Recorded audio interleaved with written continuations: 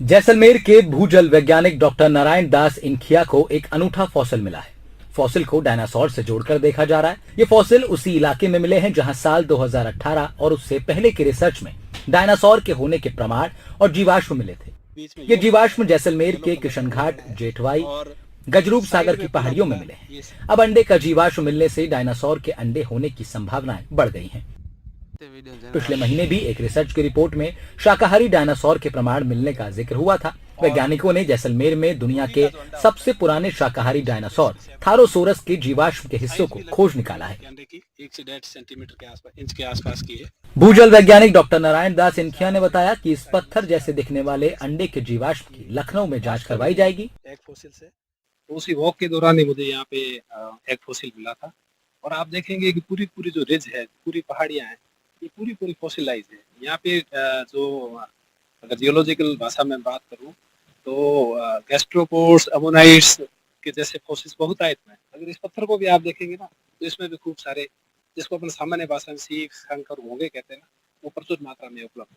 तो डेफिनेटली जब ऐसी चीज़ें होती है किसी जियोलॉजिस्ट के लिए तो देखने का मन भी करता है। उसी वजह से एक भ्रमण के दौरान ही मुझे ये यहाँ पे एक फॉसिल मिला। डॉक्टर इनखिया ने यह भी बताया कि वो 7 सितंबर को अपनी बेटी निशा इनखिया के साथ भीमकुंज पहाड़ी एरिया में घूमने गए हुए थे। तभी उनकी नजर पहाड़ में खनन के कारण हुए कटाव पर गई तो उन्हें यहाँ ये जीवाश्म दिखाई दिया। डॉक्टर इनखिया के मुताबिक ये वो इलाका है जहां कुछ साल पहले भारतीय भूवैज्ञानिक सर्वे और आईआईटी की भूवैज्ञानिकों की टीम ने डायनासोर के जीवाश्म खोजे थे। अब जांच के बाद ही जानकारी मिल पाएगी कि यह जीवाश्म कितना पुराना है और किस जानवर या किस प्रजाति के अंडे का है।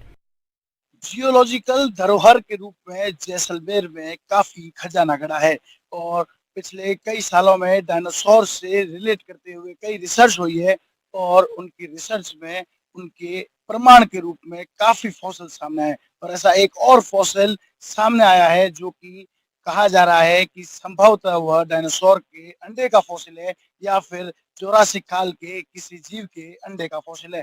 और मैं आपको तस्वीरें दिखाना चाहता हूँ उस पहाड़ी की। हम ग्राउंड जीरो पर है जहाँ ये अंडे का फॉसिल मिला है और इससे पहले भी कई रिसर्च के फॉसिल्स इस इलाके से इकट्ठा किए जा चुके हैं।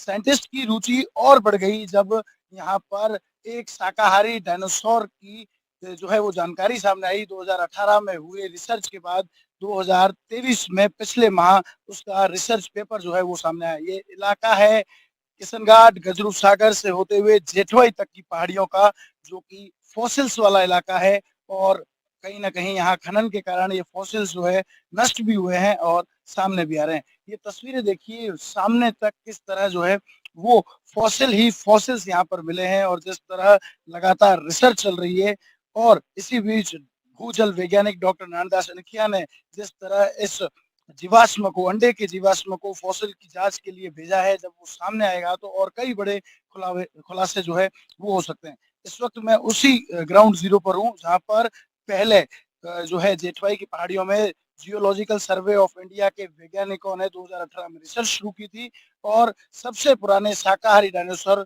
थारोसोरस के जीवाश्म यहाँ पर मिले थे, जिसके बाद थारोसोकर इंडिस के नाम से भारत के थार का डायनासोर जो है उसे नाम दिया गया था और दावा किया गया था कि चीन में मिले जीवाश्म से भी जैसलमेर में मिले जो जीवाश्म है वो पुराने हैं और ये थायरोसोरस जो डायनासोर था वो लगभग 40 फीट लंबा और छोटी पूंछ वाला और जो उसकी गर्दन थी वो लंबी थी। इस तरह के कुछ जो है वो चित्र भी सामने आए थे और मैं आपको तस्वीरें दिखा रहा हूँ इस वक्त।